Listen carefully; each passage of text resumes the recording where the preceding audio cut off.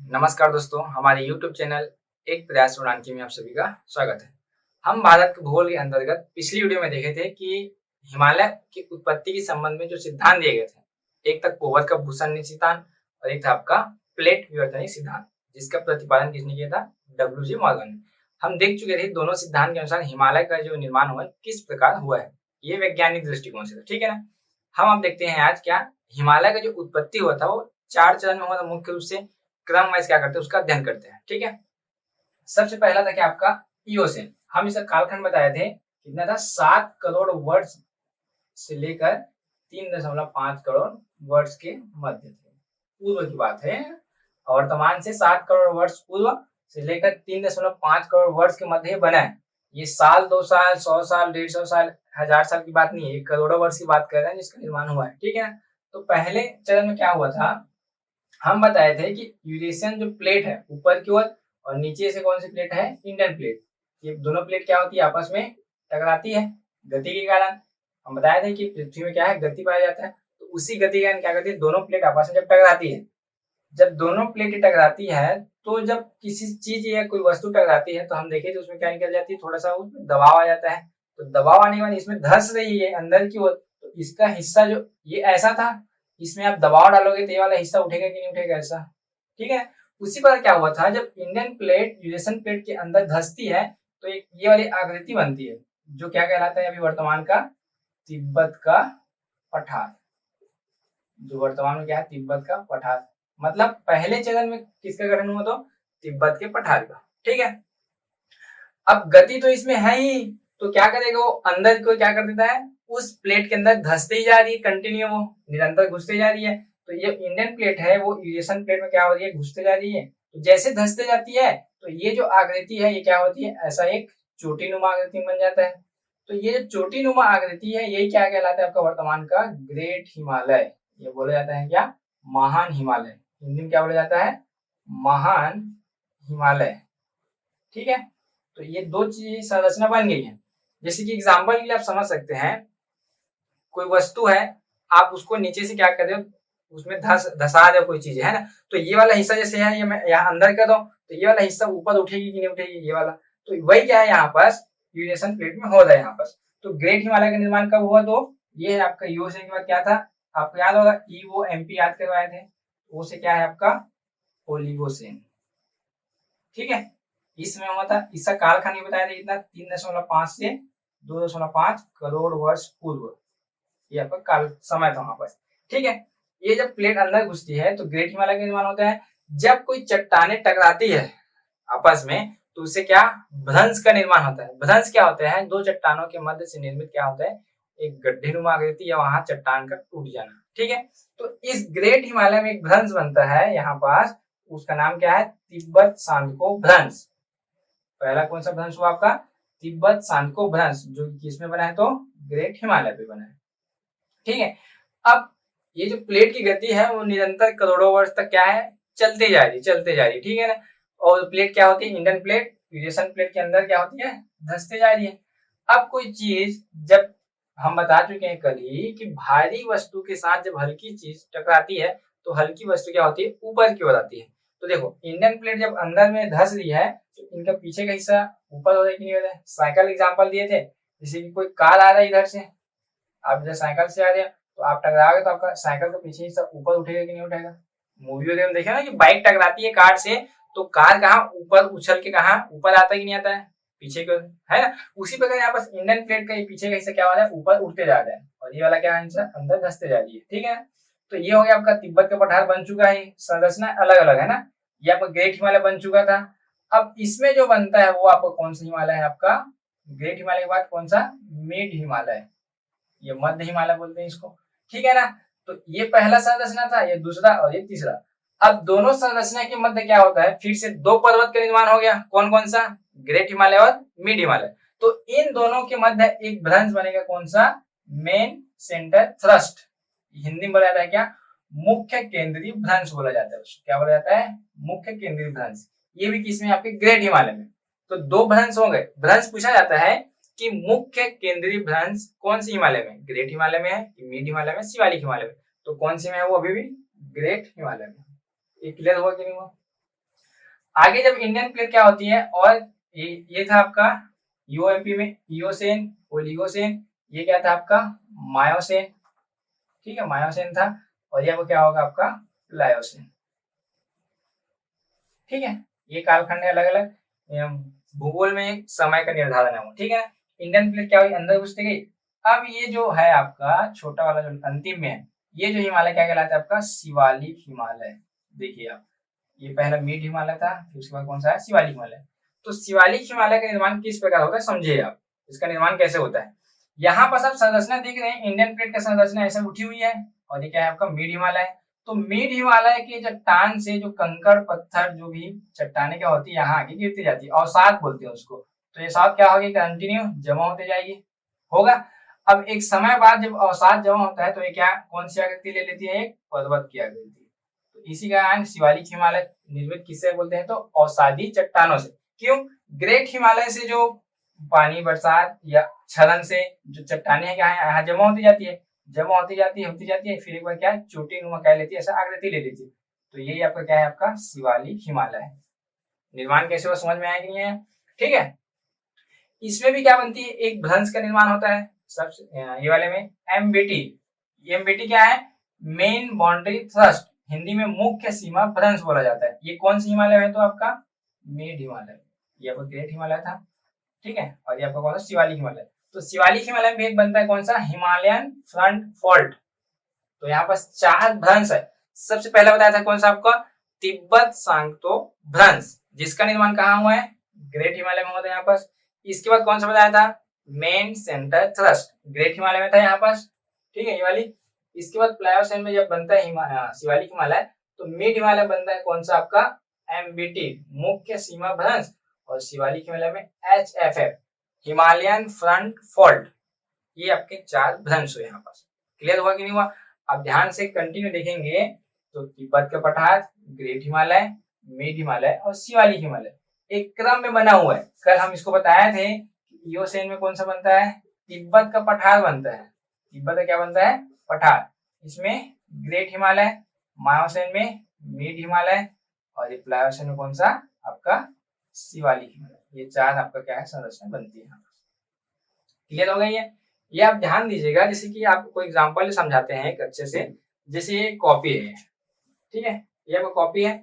अब ये कॉपी वाला क्या है, स्थिर है, और ये वाला भाग गति कर दी। तो देखिए जैसे कि गति करेगा, आप देख सकते हैं जैसे गति करे अंदर जाती जा रही, तो ये जो संरचना उठी हुई कि नहीं उठी हुई है, तो ये क्या कहलाता है, तिब्बत पठार। अब ये और अंदर जाएगी, ये वाला स्थिर है, तो देखिए ये स्थिर है, तो ये चोटी नुमा आकृति बनते जा रही है यहाँ पर, आप देख सकते हैं ये, ठीक है। तो ऐसे ही क्या हुआ है, जो यूरेशियन प्लेट के अंदर में है, इंडियन प्लेट धंसते जा रही है, और ऊपर कैसे क्या होता है, चोटी नुमा आकृति बनते जा रही है। अभी भी वर्तमान में क्या होती है, इंडियन प्लेट जो है यूरेशियन प्लेट के अंदर क्या है धंसते जा रही है, ठीक है। इस कारण क्या होता है, वहां का जो हिमालय है वो अभी भी क्या है, और भी निर्माण होते जा रही है। इसी कारण सबसे नवीनतम श्रेणी बोला जाता है, तो कौन सी श्रेणी आता है आपका हिमालय। हिमालय के अंतर्गत आपका शिवालिक हिमालय पढ़ते हैं, फिर आपका पूर्वोत्तर का पढ़ेंगे हम लोग अरुणाचल प्रदेश में, ठीक है। तो ये कंटिन्यू बढ़ते जा रही है। जो आप माउंट एवरेस्ट का हाइट जो बढ़े हैं, हमारा तथ्य है कि क्यों बढ़ा गया, ये क्या है अंदर घुसते जा रही है, तो भाई इसका चोटी का आकार भी बढ़ते जाएगा कि नहीं बढ़ते जाएगा। ये रीजन है मुख्य वैज्ञानिक तरीके से। क्लियर हुआ कि नहीं हुआ। और ये आगे भी बनते जाएगी यहाँ पर। इस कारण सबसे नवीनतम पर्वत श्रृंखला कौन सा बोलेंगे, तो कौन सा है आपका हिमालय पर्वत श्रृंखला यहाँ पर। क्लियर है। आगे देखते हैं हिमालय के विभाजन के अंतर्गत। देखो अभी तक जो बताए हैं हम, आप सिद्धांत बताए थे कि हिमालय की उत्पत्ति कैसे हुई है, किस प्रकार हिमालय का निर्माण हुआ है, ये आपका सिद्धांत था ओनली। लेकिन यहाँ से जो वैज्ञानिक दृष्टिकोण से देखे, भूवैज्ञानिक दृष्टिकोण से, तो हिमालय को 2 पार्ट में बांट कर क्या किया गया है, अध्ययन कराया गया है। जैसे कि एक है आपका अक्षांशीय विस्तार, ये अक्षांशीय विस्तार विभाजन बोल सकते हैं। एक है आपका देशांतरी विभाजन, ठीक है ना। इसमें अंतर्गत हम क्या देखेंगे, 4 चीजें। एक है ट्रांस हिमालय, एक है ग्रेट हिमालय, एक है मिड हिमालय, और एक है आपका शिवालिक। जो उत्पत्ति हुई थी उसी के तहत हम क्या करेंगे, उसको अध्ययन करेंगे। वहां से हमको ये बताया गया था कि कैसे निर्माण हुआ है। यहाँ क्या पढ़ेंगे कि इसकी विशेषता क्या है, इसका विस्तार कहाँ से कहाँ तक है। क्लियर हो कि नहीं हो रहा है। उसमें सिर्फ बताया गया था कि निर्माण कैसे हुआ है। यहाँ क्या बताया जा रहा है, इसका विस्तार कहाँ से कहाँ तक है, उसकी विशेषताएं क्या क्या है यहाँ पर। ठीक है, एक हो गया आपका कौन सा, अक्षांशीय विभाजन। दूसरा है आपका देशांतरी विभाजन, जो नदियों के आधार पर बांटा जाएगा, मतलब नदी के अनुसार। पहला है आपका कश्मीर हिमालय, दूसरा है आपका पंजाब हिमालय या इसी को हिमाचल हिमालय भी कहा जाता है, तीसरा है आपका कुमायूं हिमालय, चौथा है आपका नेपाल और पांचवा आपका पूर्वी हिमालय। ठीक है, इसका भी क्या करेंगे, हम अध्ययन करेंगे अच्छे से कि किन किन नदियों के मध्य आपका कौन है कश्मीर हिमालय है, कौन सा पूर्वी हिमालय के नदियों के मध्य है और कौन सा पंजाब हिमालय किन नदियों के मध्य है, इसका भी अध्ययन करने वाले हैं। ठीक है ना, आज हम देखेंगे कि आपका अक्षांशीय विभाजन। देखिए ये जो हम पढ़ा रहे हैं वो आपके सीजीपीएससी एवं व्यापम दोनों के लिए क्या है, उपयोगी है। आप आराम से इसको अध्ययन कीजिएगा, नोट्स बनाइएगा, क्योंकि ये जो पढ़ाया हुआ है ये आपको हम अपने से 2-3 बुक से मिलाकर ही आपको बताया जाए। ठीक है, तो आपको ये नोट्स अच्छे से बनाना पड़ेगा।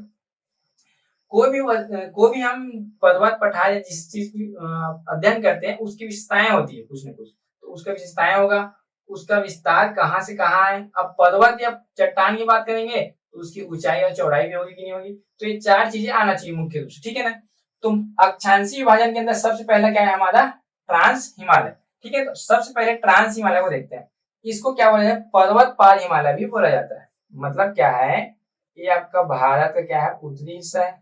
ठीक है ना, तो इस उत्तरी हिस्सा जो पर्वत है भारत का, इसके जो पार का जो हिमालय है ये वाला हिस्सा, हिमालय तो बहुत बड़ा है, ऐसा नहीं है कि भारतवर्ष में है, तो यहाँ वाला हिस्सा क्या कहलाता है आपका, पार के हिमालय कहलाता है, भारत के अंदर भी शामिल है। ठीक है ना, इसका जो निर्माण हुआ है औषधि सेल समूह से हुआ है। मतलब क्या है, हम देखे थे कि टेथिस सागर था, हिमालय निर्माण से कूदा, वही जो अवसाद ऊपर आया था, जो आप हम देखे थे किसमें, कोबर के भूसन्नति सिद्धांत में, जो अवसाद ऊपर आया था वही क्या है आपका ट्रांस हिमालय मुख्य रूप से।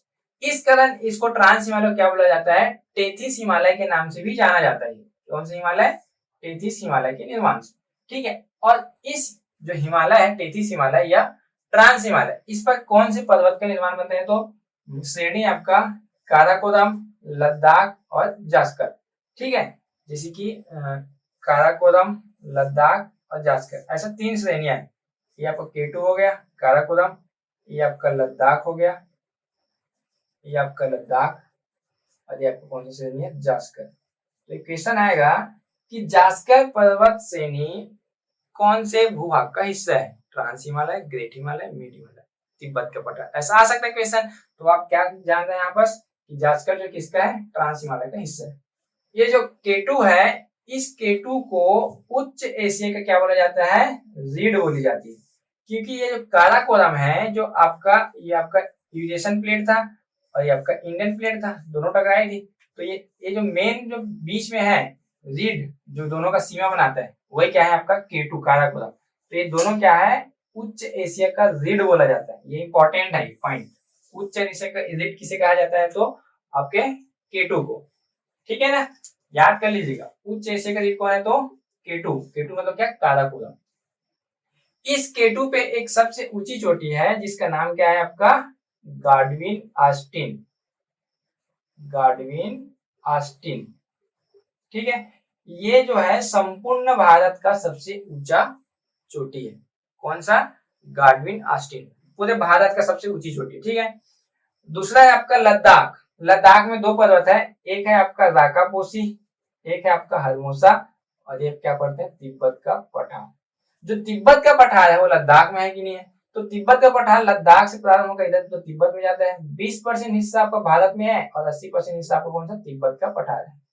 ठीक है, और ये जो पहला वाला है ये क्या कहलाता है आपका, राकापोसी। ठीक है, और दूसरा क्या कहलाता है आपका, हरमोसा। ठीक है, ये जो गाडविन आस्टिन का जो हाइट है वो है आपका 8611 मीटर हाइट में। ठीक है, और ये राकापोसी है 7788 मीटर हाइट भी याद करना है आपको। ठीक है ना, सबसे ऊंची चोटी गाडविन आस्टिन का ऊंचाई कितना है, तो याद करना पड़ेगा 8611 8611 मीटर, याद हो जाएगा। ये राकापोसी कितना है, तो 7788। ये राकापोसी विश्व का सबसे तीव्र ढलान वाली क्या है, पर्वत श्रृंखला है राकापोसी, विश्व का है ना ये सबसे तीव्र ढाल होती है वहां पर।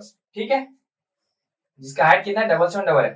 हरमोसा वो भी एक पर्वत है, और लद्दाख का पठार का जो हाइट है लगभग 5000 मीटर, ठीक है ना हाइट, जो कि आपके 80% तिब्बती पठार है और 20% हिस्सा किसमें भारत के भूभाग। इसी जो लद्दाख वाला जो हिस्सा पड़ते हैं उसके नीचे आता है आपका कौन सा, जास्कर पर्वत श्रेणी। तो जास्कर पर्वत श्रेणी में एक पर्वत है आपका, उसका नाम क्या है आपका, नंगा पर्वत, ठीक है ना। कौन सा पर्वत है आपका, नंगा पर्वत इसका नाम है, ठीक है। ये आपका नंगा पर्वत हुआ कौन सी श्रेणी में, जास्कर श्रेणी में। और जास्कर श्रेणी में क्या पढ़ते हैं हम, इधर ये वाले हिस्से में आपका आ जाता है कौन सा, कैलाश पर्वत। तो इसमें कौन सा ऐड हो जाएगा, एक आपका कैलाश पर्वत भी ऐड कर सकते हैं। तो कैलाश पर्वत कौन से श्रेणी का हिस्सा है, तो ट्रांस हिमालय का है, याद रखेंगे, ठीक है। ये भी पर्वत है, ठीक है। जो कैलाश पर्वत है मुख्य रूप से हम तो भारत का हिस्सा ही है वो, लेकिन भौगोलिक दृष्टिकोण से देखें तो तिब्बत के पठार में स्थित है। इस कारण क्या होता है, वो जो श्रेणी है कैलाश पर्वत वो भी किसके अंतर्गत है, तो आपका ट्रांस हिमालय के अंतर्गत। क्लियर हुआ कि नहीं हुआ।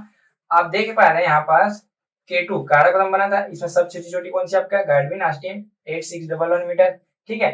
उसके बाद नीचे में आता है कौन सा, लद्दाख श्रेणी, जिसमें राकापोसी हरमोसा, जिसमें राकापोसी क्या था, तीव्र ढलान वाली क्या थी, पर्वत थे, जिसका हाइट कितना था 7788 मीटर। हरमोसा एक था और एक लद्दाख था, ठीक है। उसके नीचे आता है कौन सा, जास्कर पर्वत श्रृंखला, जिसमें कौन सा पर्वत है आपका, नंगा पर्वत, ठीक है ना। तो ये क्या मुख्य रूप से क्या है, इस ट्रांस हिमालय के प्रमुख चोटियां है, ये आप उसमें लिख सकते हैं। जैसे कि सीजीपीएससी का आप मेंस ही लिख रहे हैं तो यहाँ पास आपका बन जाता है कि ट्रांस हिमालय को क्या कीजिए, विस्तार से समझाइए। तो सबसे पहले आप क्या कर सकते हैं, ट्रांस हिमालय का निर्माण बताएंगे, किस प्रकार हुआ है, कैसे हुआ है, उसका विशेषताएं क्या है, उसमें कौन कौन सी श्रेणियां पाई जाती है, ये आप लिखेंगे, 2 नंबर में आता है। तो ऐसे आप लिखने के लिए मेंस के लिए, खैर हम तो वन लाइनर के लिए देख रहे हैं यहाँ पर, ठीक है ना। तो क्या है, उच्च एशिया के लिए भी कहा जाता है इसको, ठीक है। अब एक चीज याद रखना, ये जो हम लद्दाख पढ़ाए हैं यहाँ पर, ठीक है ना, तो लद्दाख के लिए ध्यान देना, लद्दाख जो है 2 नदियों के मध्य मुख्य रूप से, कौन कौन सी देखते हैं। जैसे कि ऊपर से एक नदी आती है श्योक नदी, कौन सी नदी है, एक श्योक नदी, और ये आपका बीच में क्या है, लद्दाख है। इसके नीचे से नदी आती है कौन सी, एक सिंधु नदी, और ये बीच वाला क्या है आपका, लद्दाख।